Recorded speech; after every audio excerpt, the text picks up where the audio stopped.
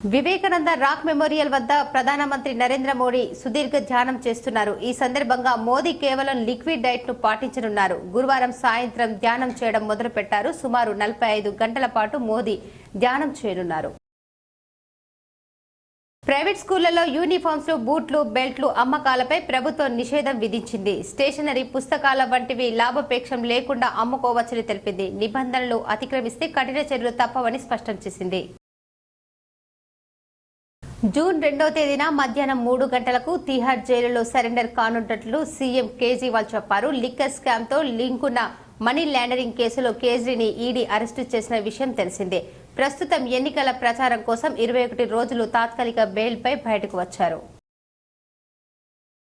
రేవంత్ సర్కార్ చిహ్నాలు, గుర్తులు మార్పుపై నిజామాబాద్ అర్బన్ ఎమ్మెల్యే ధన్పాల్ సూర్యనారాయణ గుప్తా స్పందిస్తూ రాష్ట్ర ప్రభుత్వం రేవంత్ సర్కార్ ప్రజా అభిప్రాయం తెలుసుకోకుండా మార్పులు చేర్పులు సరికాదని, ముఖ్యంగా ఫోన్ ట్యాపింగ్ వ్యవహారాన్ని పక్కతోవ పట్టించడానికి, ప్రజల దృష్టిని మళ్లించడానికి రేవంత్ ప్రయత్నిస్తున్నాడని మండిపడ్డారు.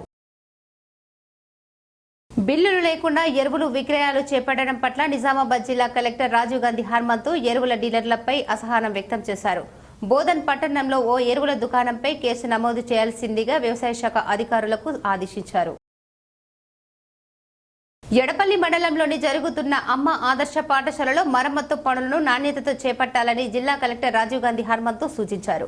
శుక్రవారం మండలంలోని బ్రాహ్మణపల్లి, ఏఆర్పీ క్యాంపు గ్రామాల్లో ప్రభుత్వ పాఠశాలలో జరుగుతున్న మరమ్మతుల పనులను ఆయన పరిశీలించారు. కామారెడ్డి మండలం క్యాతంపల్లిలో జిల్లా పరిషత్ ఉన్నత పాఠశాల నందు అమ్మ ఆదర్శ పాఠశాల కింద చేపట్టిన పనులను పురోగతిని జిల్లా కలెక్టర్ జితేశ్వరి పాటిల్ శుక్రవారం ఆకస్మికంగా పరిశీలించి పురోగతి పట్ల సంతృప్తి వ్యక్తం చేశారు. వానాకాలం పంట సాగుకు సంబంధించి అవసరమైన పచ్చి రొట్టె విత్తనాలు అందుబాటులో ఉన్నాయని, ఎక్కడ విత్తనాల కొరత లేదని జిల్లా కలెక్టర్ జితేశ్వరి పాటిల్ తెలిపారు. శుక్రవారం బిక్నూర్ మండలంలోని విత్తన పంపిణీ కేంద్రాలను, ఫెస్టివల్ దుకాణాలను జిల్లా వ్యవసాయ అధికారి భాగ్యలక్ష్మితో కలిసి ఆకస్మికంగా సందర్శించారు.